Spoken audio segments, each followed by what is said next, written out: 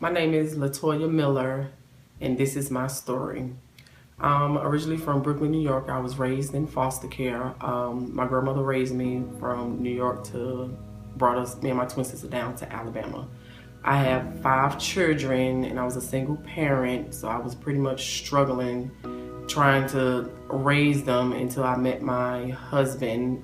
The job that I met him at was through a tip service. It only lasted 2 months, so I wasn't really stressed out about not having a job because I know he worked out of town and he had a good job, so I was basically a home wife.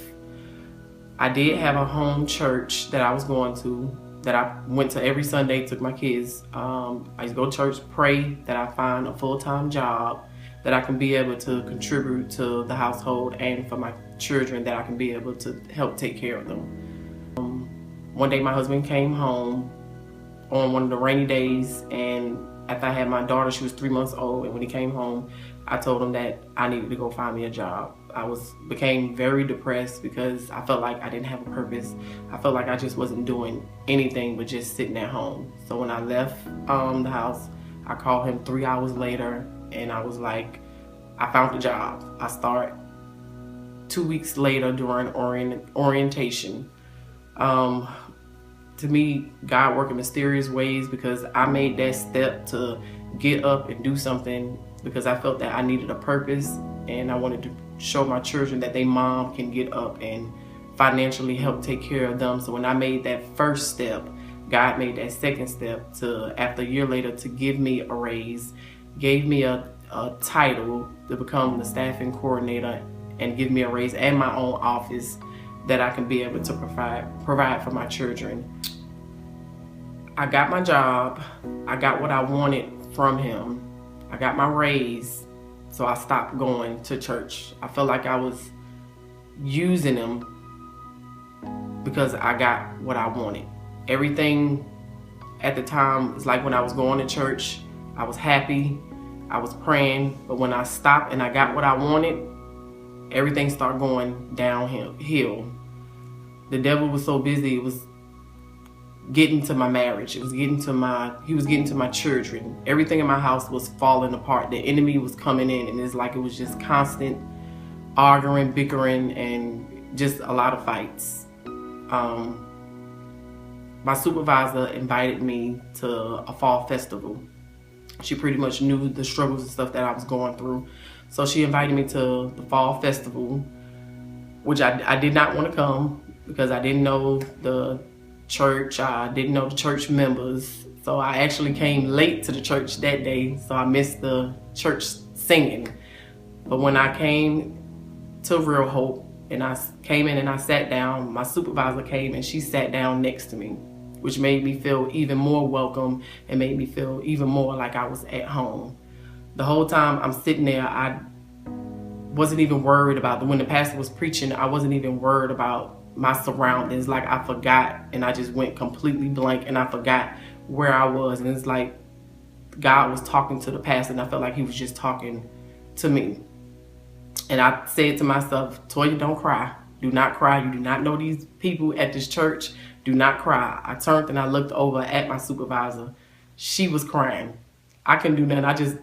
I started crying myself. And when pastor said, if you want to give your life away and you want to have a relationship with God, only thing I can do is run to the altar. When I got to that altar, raised my hand up, and it just felt like I just had like a cold chill just come over my body. And I just let myself feel free and just break myself down and just not worry about everybody else was watching me.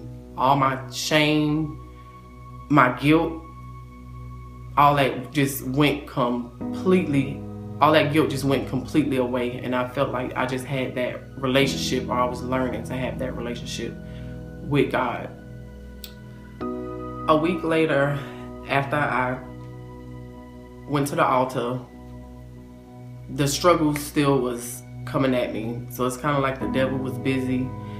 And I remember one thing that the pastor said, when you're trying to have the relationship with God and you're trying to learn how to live like a Christian, the devil comes and it's like the enemy in the storms. You be thinking that you're going to be okay, but the storms, you have to constantly keep on praying that all these temptations that's coming from your surroundings, and that you keep on praying, going to church. It was just a struggle that whole week. But I was persistent, and I wanted my children to see that their mom can get up and they can do something different, and maybe they can follow along. So I started praying. Every time I got up to go to work, I would turn my gospel music on. At nighttime, I would grab my children's hand and we'll pray together. I was invited to RealHope community groups.